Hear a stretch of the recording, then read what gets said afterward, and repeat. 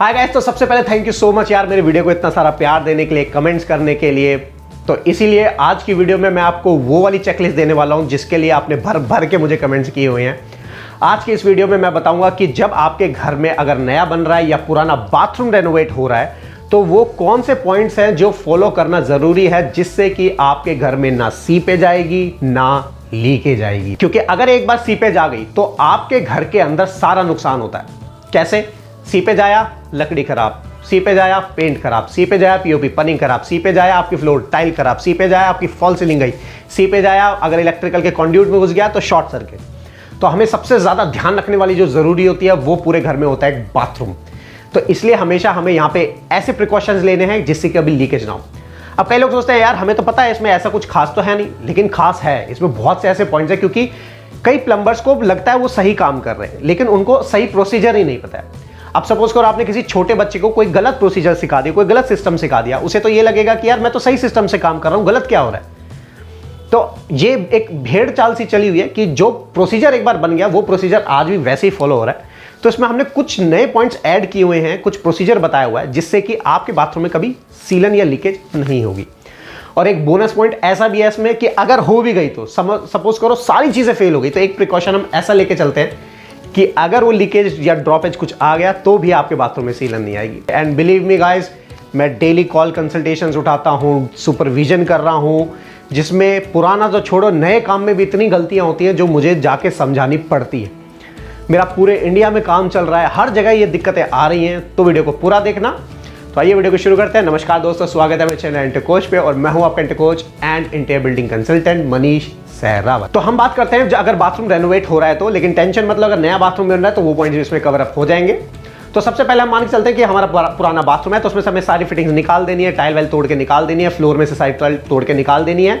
ध्यान क्या रखना है कि फ्लोर की जो टाइल में अच्छे से खाली कर देना है, कोई चीज पुरानी छोड़नी नहीं है, सब कुछ नया होने वाला है। तो अब चेकलिस्ट का स्टेप 1 हमें कहता है कि सबसे पहले हमें वॉल और फ्लोर में पाइपलाइन करानी है, ठीक है। और आपका नया घर बन रहा है तो भी उसमें पाइपलाइन का पहले ही काम होगा। तो स्टेप 1 हमारा ये क्या हुआ, तो हमें सबसे पहले वहां पे कराना है प्लम्बिंग का पाइपलाइन, ठीक है। ये तो नॉर्मल चीज है मनीष, और क्या बताओ।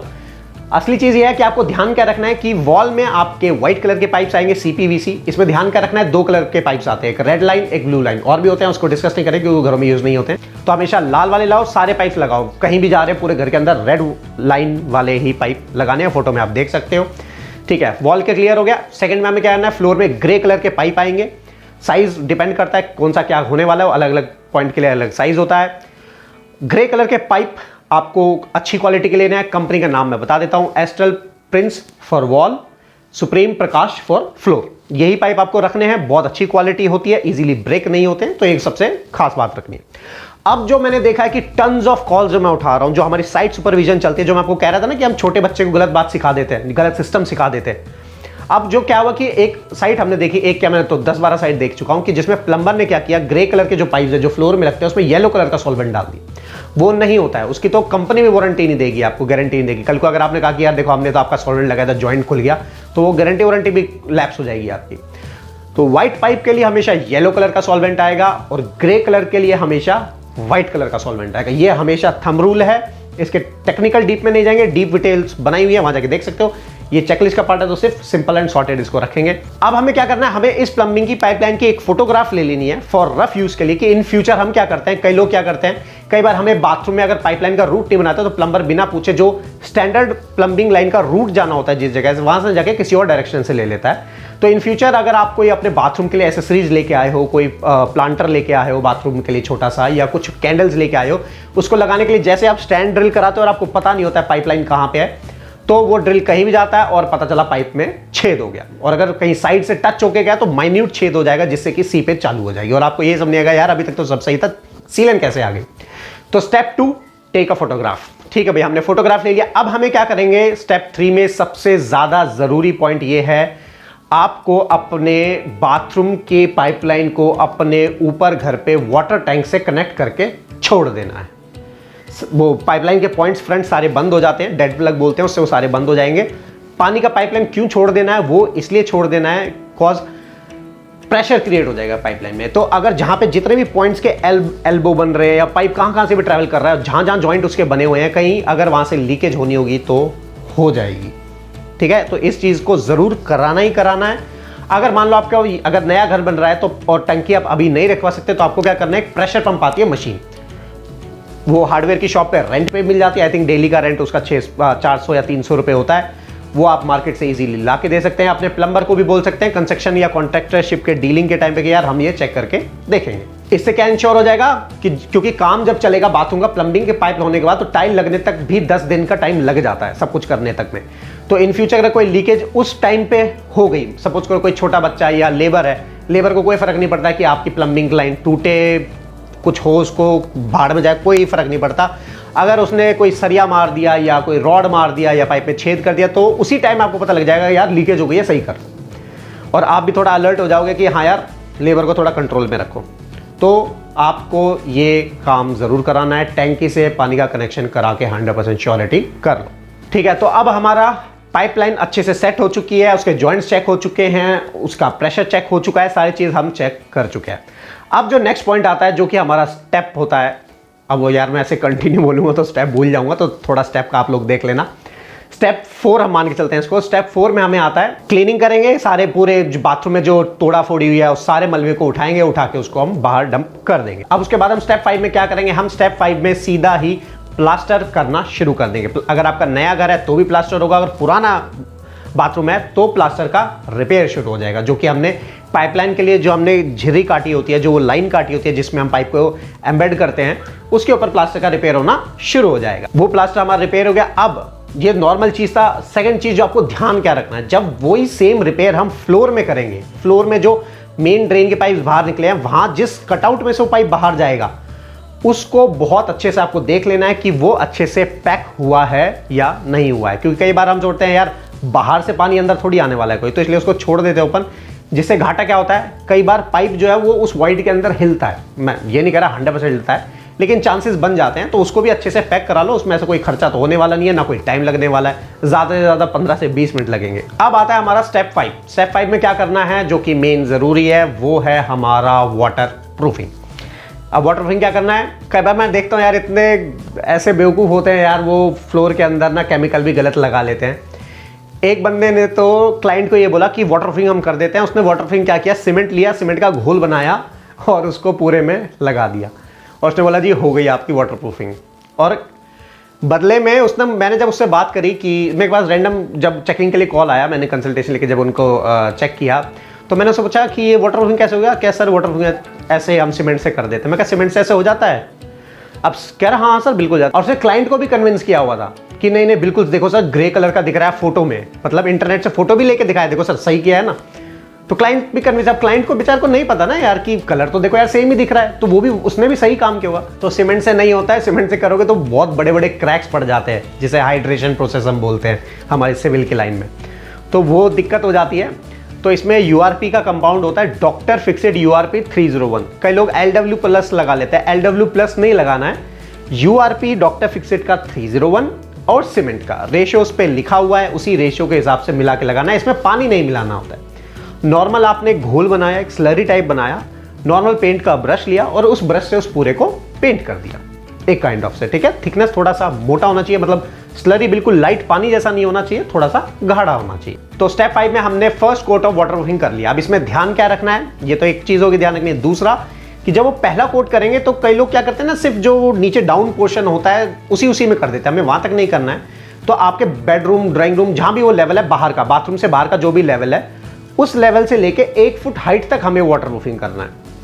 रीजन इसलिए क्योंकि कई बार जब हमारी टाइल लगती है बाथरूम के अंदर तो उसमें जॉइंट्स खुल जाते हैं और हम लोग मेंटेन नहीं करते, थोड़ा सा हम आलस में आ जाते हैं और ना हमें पता होता है कि यार मेंटेन भी करना है। तो वो क्या करते हैं, 2 साल 3 साल बाद जब जॉइंट्स खुल जाते हैं तो पानी धीरे धीरे आता है। तो आपने देखा होगा आपके बेडरूम के अंदर ना बिल्कुल फ्लोर से थोड़ा सा ऊपर, जहां स्कर्टिंग लगती है उससे थोड़ा सा ऊपर सीपे जानी, पेंट की पपड़ी बननी शुरू हो जाती है। उसका रीजन यही होता है। तो इसीलिए पहले ही उस फ्लोर लेवल से आप 1 फुट हाइट तक अंदर की तरफ वाटर प्रूफिंग का वो फर्स्ट कोट करा के रख लो, जिससे कि अगर जॉइंट खुल गए, आपने मेंटेनेंस नहीं किया या भूल गए तो ये दिक्कत नहीं आएगी। अब जो वो बोनस पॉइंट की मैं बात कर रहा था, एक और है, लास्ट में दूंगा, वो इस बीच में प्रोसेस में नहीं डाल सकता। तो वो जो बोनस पॉइंट है वो ये है कि अगर इन केस हमारा सीपेज, सपोज करो हमने अच्छा प्लम्बिंग का काम किया, सॉल्वेंट अच्छा किया, सारी चीज़ अच्छे से लगाई, वाटर किए, मान लिया फिर भी हमारा वो हो गया, पानी लीकेज हो गया कहीं से, पाइप का जॉइंट कोई खुल गया, क्यों गलती है किसी से भी हो सकती है, चलो मान लिया वो खुल गया। तो अब इसमें आपको क्या करना है, इस केस में एक स्पाउट फिक्सिंग हम इस प्रोसेस में बोलते हैं। स्पाउट फिक्सिंग का बेसिकली मतलब, वैसे मैंने डीपली बताया हुआ है पिछली वीडियो में, आई बटन में लिंक डाल दिया मैंने, वहां से आप देख सकते हो, फिर भी मैं आपको मोटा मोटा एक गाइड कर देता हूँ। सपोज करो एक वाटर का टैंक है, ठीक है। अब आपके घर पे मान लो कोई छत पे टंकी होती है, जब वो फुल हो जाती है तो उसके ऊपर एक ओवरफ्लो पाइप लगा देते हैं हम, कि पानी अगर ऊपर आएगा तो उस ओवरफ्लो पाइप से बाहर निकल जाएगा। सेम हम बाथरूम के केस में करते हैं। वाटरप्रूफिंग हो गया, प्लम्बिंग के पाइप जाम हो गए, तो एक छोटा सा पाइप 1 इंची का हम क्या करते हैं, वो फ्लोर में डाल देते हैं। हाँ, मेक श्योर मैं बताना भूल गया कि जो वाटरप्रूफिंग करोगे उसका थोड़ा सा स्लोप बना के रखना है, एक तरफ से हाइट और दूसरी तरफ से स्लोप होना चाहिए। अब वो क्या करेंगे, जैसे ही मान लो कोई पाइप लीक होगा तो फ्लोर में पानी इकट्ठा होगा। अब वो होगा कि वो पानी सारा फ्लो होते हुए, जैसे नदी होती है ना, एक तरफ फ्लो होती हुई चली जाएगी, तो वो सारा पानी फ्लो होते हुए एक छोटा सा जो पाइप हमने डाला है, जिसका फेज है वो हमने शाफ्ट की तरफ या कहीं भी बाहर की तरफ निकाला होगा, और वो पानी वहां से ऑटोमेटिकली ड्रेन आउट आ जाएगा। अगर चारों तरफ से हमारी दीवार बंद होगी तो क्या होगा, जैसे टैंकी में से पानी ओवरफ्लो होता है, बाथरूम के संकन में से पानी ऊपर आएगा और वॉल्स पे आ जाएगा। अगर हम इसमें पहले ओवरफ्लो के लिए पानी डाल दिए तो पानी उस पाइप से सीधा बाहर हो जाएगा। लेकिन ये पॉसिबल नहीं है हर एक के बाथरूम में, वहाँ कहीं पे शाफ्ट की एक्सेस नहीं होती, या फिर किसी के बाथरूम के साथ दूसरे का बाथरूम अटैच होता है, तो वहाँ पे पॉसिबल नहीं हो पाता है।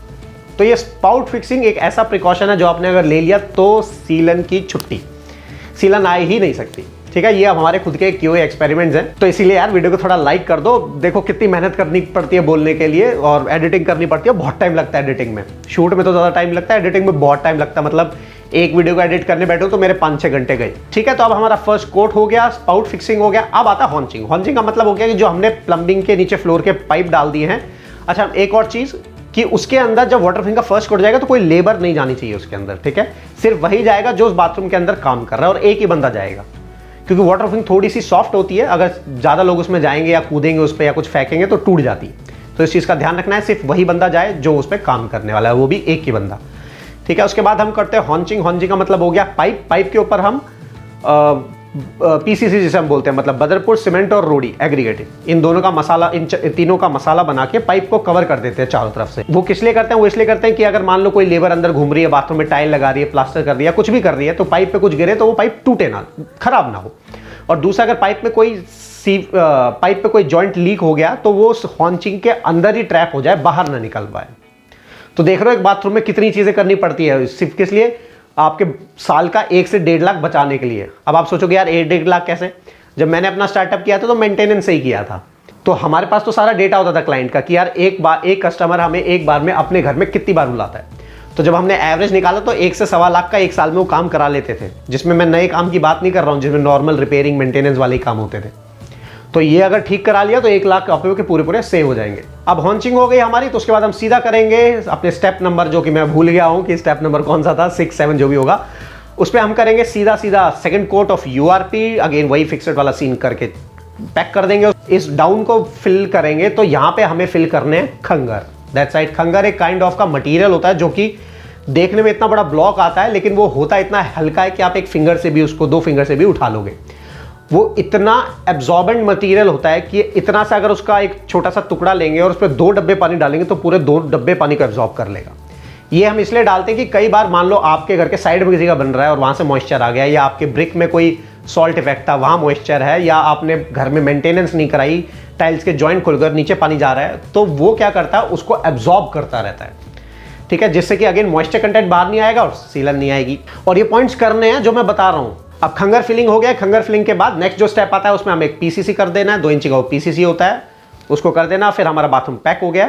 अब हमारा बाथरूम रेडी है टाइल लगाने के लिए, सब कुछ हो चुका है, प्लास्टर रिपेयर हो गया, फ्लोर हमारा कंप्लीट हो चुका है। अब सीधा हमें यहाँ पे अपने टाइल वाले को बुलाना है, टाइल लगाना शुरू करवा देना है। अब इसके 2 तरीके होते हैं। टाइल पहले आप वॉल में लगा के फ्लोर में लगाओ, फ्लोर पे भी लगा के वॉल पे लगा सकते हो, बट मैं रिकमेंड करूंगा पहले वॉल और फिर फ्लोर करो। वॉल पे हम तभी लगाते हैं जब हमारे एक्सपर्ट बहुत अच्छे होते हैं टाइल के, जो टाइल को नीचे से खराब नहीं होने देते। अदरवाइज आप पहले वाले ऑप्शन पे रहो, वॉल पे टाइल फिर फ्लोर पे लगाओ, ठीक है। अब टाइल में इसका ध्यान क्या रखना है कि जो अगर 4x2 की टाइल है तो वो केमिकल से लगेगी, सीमेंट से नहीं लगाना है, ठीक है। और अगर केमिकल से लगा रहे हैं तो जो प्लास्टर है, प्लास्टर को ड्राई करके छोड़ देना है करीब 7-8 दिन के लिए, उसके बाद केमिकल से लगाना है। ये नहीं कि आज ही आपने प्लास्टर किया और आज ही टाइल लगा दी, ये पॉसिबल नहीं है, ये नहीं कराना है, ठीक है। क्योंकि प्लास्टर को थोड़ा सा पहले पकड़ बनानी पड़ती है। अगर कच्चे प्लास्टर पे आपने डायरेक्ट टाइल लगवा दिया तो फिर प्लास्टर और टाइल दोनों नीचे और आपके पैसे दोनों बाहर। तो वो नहीं करना है आपको, तो प्लास्टर को थोड़ा ड्राई होने देना है 7-8 दिन के लिए, उसके बाद आप उस पर करा सकते हो। अगर गर्मी ज़्यादा है तो 3-4 दिन में भी हो सकता है। और टाइल के ऊपर क्या होना चाहिए, सिरेमिक, विट्रिफाइड, फ्लोर में कैसे, वॉल पे क्या, बाथरूम में टाइल कौन सी लगनी चाहिए, डिज़ाइन कैसे सेलेक्ट करना, वो सब मैंने बताया हुआ वीडियो में डिटेल्स में, वहाँ जाके आप चेक कर सकते हो। और वीडियो को पूरा देखना, लास्ट में एक बोनस पॉइंट है आपका। अब टाइल लगती है जब फ्लोर की टाइल में आपको एक चीज़ का हमेशा ध्यान रखना है, जहाँ पे आपका ड्रेन है वहीं पे आपको टाइल के स्लोप को मेंटेन करना है। कोशिश करो वेट एरिया और ड्राई एरिया को अलग अलग कर दो। वेट एरिया हो गया जहां आपका शावर पैनल है, वहां उतने हिस्से को अलग रखो, और जहां पे फ्लोर का ड्रेन होगा उतने हिस्से की एक टाइल को आपको 10 mm या 7 mm डाउन करके लगा देना है, सो दैट कि पानी जो है उसी एक कैबिन जो जैसा बन के रेडी हो जाएगा उसी के अंदर रहे और वहीं से पानी सीधा बाहर निकल जाए, कोनों में ना जमा हो। जिससे कि फायदा क्या होगा, जो टाइल्स के पास ना 1-1 इंच 2 इंच के स्टेन्स या दाग धब्बे आ जाते हैं अगर सिरेमिक टाइल जब हम लगाते हैं, तो वो नहीं होगा आपके बाथरूम के अंदर और टाइल की लाइफ बनी रहेगी। सेम केस आप WC के उसमें कर सकते हो, जहां पे WC जो दूसरा हम ड्रेन देने वाले हैं, ड्राई एरिया में भी हम एक ड्रेन देके रखते हैं सो दैट कि पानी का एग्जिट अच्छे से हो सके। अब जो लास्ट पॉइंट आता है वो होता है हमारा ग्राउटिंग और घुटाई। अब आपके यहाँ मुझे क्या बोलता है वो मुझे नहीं पता, बट मैं आपको बता देता हूँ घुटाई होता क्या है। वैसे बेसिकली ग्राउटिंग में क्या है, टाइल लगी, आप 2 तरीके से टाइल लग सकती है, एक तो स्पेसर पे और एक नॉर्मल पे। नॉर्मल पे आप 2 और स्पेसर पे किसी पे लगाओ, ये सिर्फ आपको क्वालिटी का फर्क आता है। अगर बड़ी टाइल है तो हम स्पेसर पे लगाते हैं जिससे कि बैंड्स ना दिखाई दे, ठीक है। तो ये आपको ग्राउटिंग लगाना है। ग्राउट में क्या ध्यान रखना है, नॉर्मल ग्राउट कॉस्ट कटिंग बता रहा हूँ जिसमें आपके पैसे बच जाएंगे, क्योंकि अगर असली एपॉक्सी लगाने जाओगे तो बहुत महंगा है वो। तो नॉर्मल ग्राउट लो पाउडर, और हार्डनर ले लेना MY के कंपनी का, मिक्स करो, जो 1 साल लाइफ देगा व्हाइट सीमेंट या नॉर्मल ग्राउट, वो सीधा 3 साल की लाइफ हो जाएगी। तो ये बहुत ही पुरानी एक्सपीरियंस की बातें आपको बता रहा हूँ। तो यार वीडियो को लाइक ठोक दो थोड़ा सा। इसमें जो मेन पॉइंट है, जो आपका फ्लोर का ट्रैप है उसके चारों तरफ अंदर से पाइप और टाइल लगने के बाद 1 से 2 इंच का गैप रह जाता है, जो कि टाइल और बीच में एक होलो फील होती है बेसिकली। तो आपको क्या ध्यान रखना है कि जब वो हो जाए काम, तो अंदर से ये बेसिकली जो काम होता है कोई भी कर सकता है, या तो टाइल वाला भी या प्लम्बर भी, बट कोशिश ये कीजिए कि ये काम प्लम्बर ही करे। ये काम होता कब है, जब बाथरूम की प्लम्बिंग के लिए सैनिटरी फिटिंग्स, मतलब कि वॉश बेसिन और फाइनल फिटिंग्स लगाने आएगा, तब उसका काम होता है कि जाली जहां पे लगी हुई है फ्लोर ड्रेन की, उसके चारों तरफ अंदर से हाथ डाल के घुटाई करनी है। और घुटाई का मसाला कैसे बनेगा, सीमेंट और URP और बदरपुर, ये तीनों चीज लो, मिलाओ, डाल दो, ठीक है। और डायरेक्टली आप सीमेंट और URP से भी करा सकते हो। और इसकी लाइफ 2 से 3 साल ही होते हैं, तो हर 3 साल में करा लेना, नहीं तो फिर वो मॉइस्चर और सी पे जाना शुरू हो जाएगा। ठीक है गाइस, आई होप तो आपको वीडियो अच्छी लगी तो वीडियो को यार लाइक कर दो और सब्सक्राइब करो चैनल को, यार बहुत मेहनत करनी पड़ती है, ठीक है। तो टिल देन गुड बाय।